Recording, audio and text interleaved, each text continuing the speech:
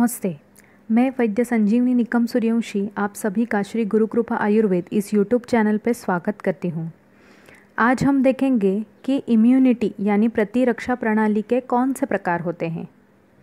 इसके पहले वीडियो में हमने इम्यूनिटी और इम्यून सिस्टम क्या होती है इसके बारे में विस्तृत जानकारी देखी।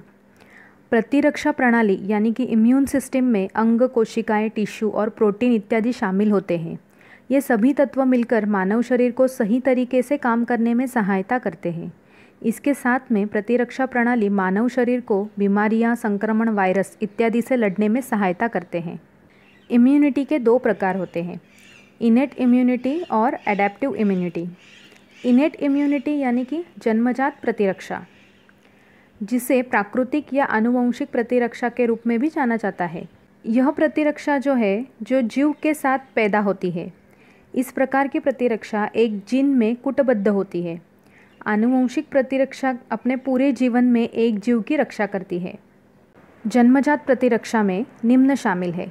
बाहरी बचाव, यह रक्षा की पहली पंक्ति के रूप में जाना जाता है।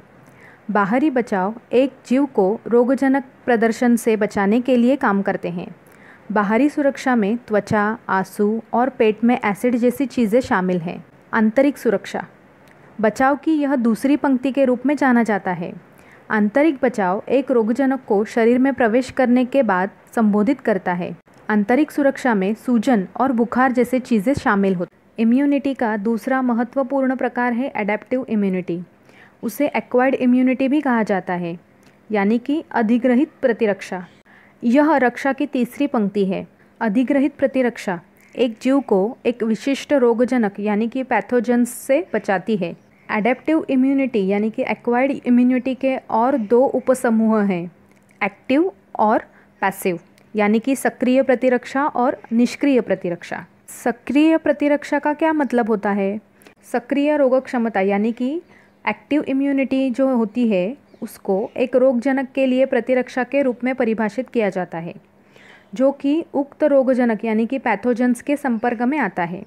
एक्टिव इम्यूनिटी यानी कि सक्रिय प्रतिरक्षा के दो उपप्रकार होते हैं, नेचुरल इम्यूनिटी और vaccine induced immunity. Natural immunity यानी कि प्राकृतिक प्रतिरक्षा तब बनती है जब कोई व्यक्ति किसी बीमारी से संक्रमित होता है।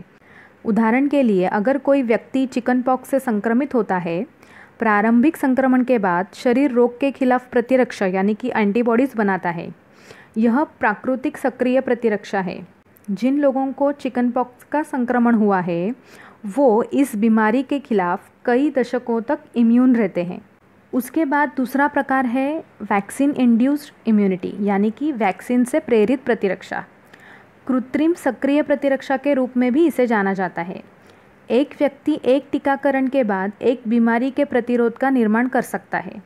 एक टीकाकरण को उस प्रक्रिया के रूप में परिभाषित किया जाता है जिसके द्वारा किसी को वैक्सीन के प्रशासन के माध्यम से किसी विशिष्ट बीमारी से बचाया जाता है। अभी हम देखेंगे कि पैसिव इम्यूनिटी का क्या मतलब होता है। पैसिव इम्यूनिटी यानी कि निष्क्रिय प्रतिरक्षा।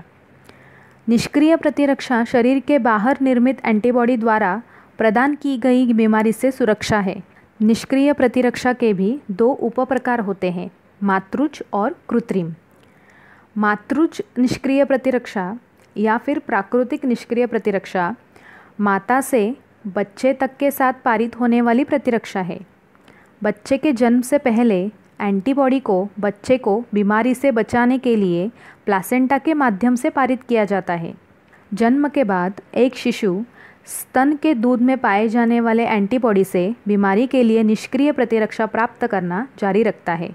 कृत्रिम निष्क्रिय प्रतिरक्षा एक अलग व्यक्ति या जानवर के भीतर निर्मित इंजेक्शन एंटीबॉडी से आती है। इन एंटीबॉडी युक्त तैयारी को एंटीसीरम कहा जाता है, जैसे रेबीज़ वैक्सीन और स्नेक एंटीवेनम एंटीसीरम ऐसे दो उदाहरण हैं। इस तरह विविध प्रकार से मानव शरीर को इम्यूनिटी प्राप्त होती है। अगले वीडियो में हम देखेंगे कि कमज़ोर प्रतिरक्षा प्रणाली यानी कि वीक इम्यून सिस्टम के क्या कारण होते हैं।